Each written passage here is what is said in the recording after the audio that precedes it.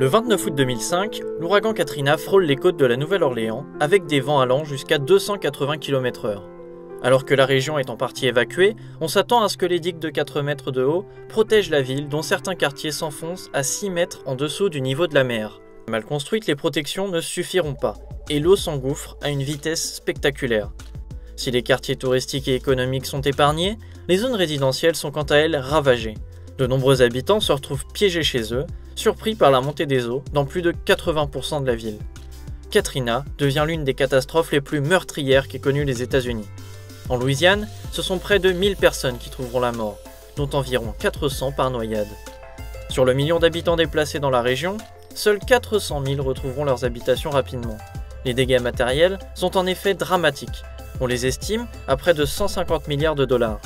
Dans l'urgence, les autorités verseront en tout 120 milliards de dollars et les dons internationaux ne s'élèveront qu'à 6 milliards, ce qui est pourtant 2 fois plus que ceux versés pour les victimes du tsunami de 2004.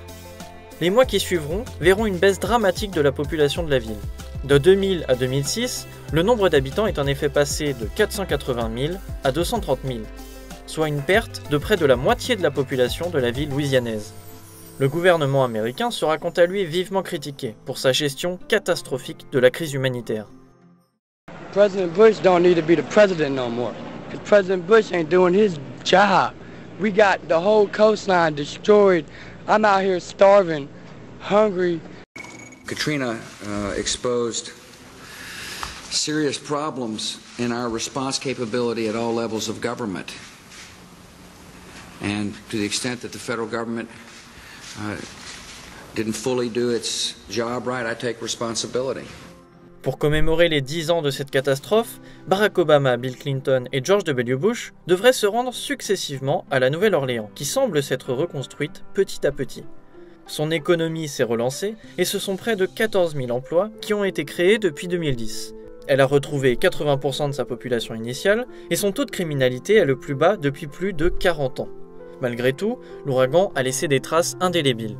Plus de 100 000 habitants ne sont jamais revenus et plus de 27% de la population vit actuellement en dessous du seuil de pauvreté. La vraie question reste cependant de savoir si la Nouvelle-Orléans est aujourd'hui protégée d'une nouvelle catastrophe de cette gravité.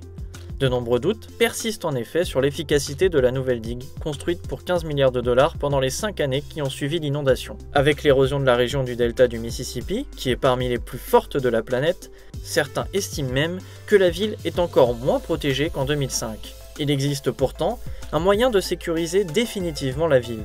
En 2012, des scientifiques ont défini un plan qui protégerait la ville de façon naturelle en restaurant les terres recouvertes par la mer.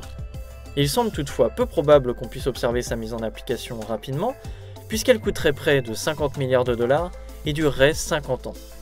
10 ans après Katrina, la reconstruction de la Nouvelle-Orléans continue donc, avec une menace de catastrophe toujours omniprésente.